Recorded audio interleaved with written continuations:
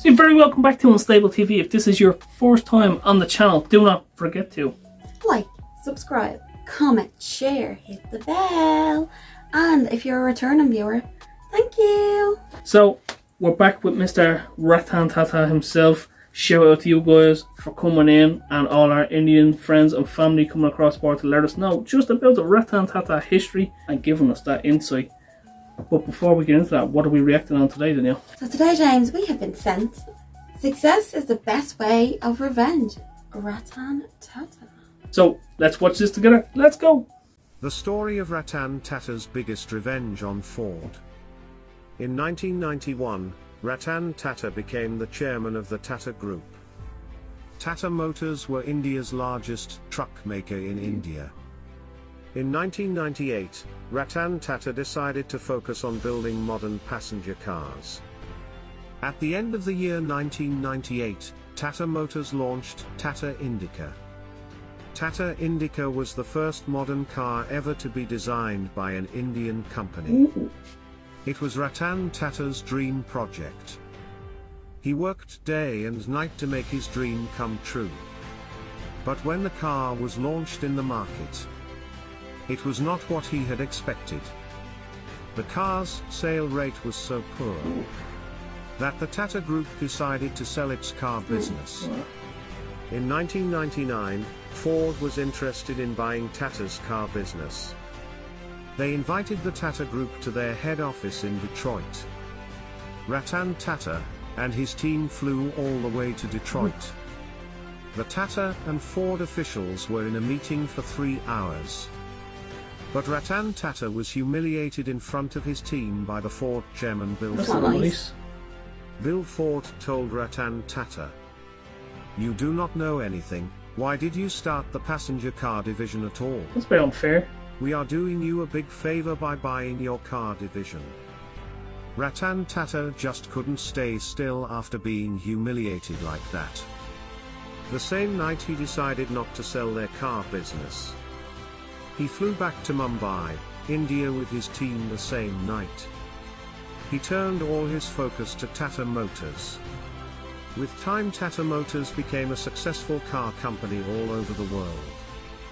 By 2008, Tata Motors had the best-selling cars in the market. That's a turnaround. But on the other hand, Ford was struggling to make a profit from their sales.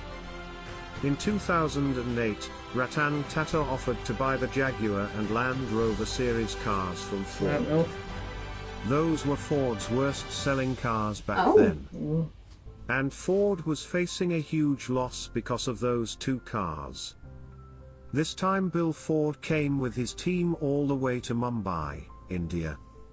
In the meeting, Bill Ford told Ratan Tata, "You are doing us a big favor by buying JLR. Thank you." Ratan Tata could have humiliated Bill Ford just like the way he was humiliated back in 1999. But he did not do that. He came out as a bigger and better person. Today, Jaguar and Land Rovers are one of the most successful selling cars of Tata Motors. Today, Tata Motors is one of the biggest car companies in the world. Ratan Tata is now one of the most praised businessmen all over the world.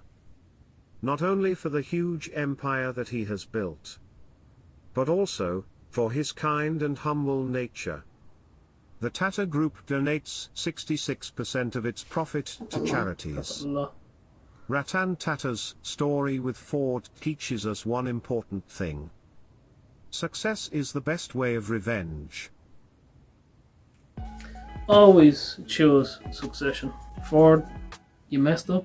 Big style. Shout out to Tata for keeping it humbled up. A lot of people can't do that.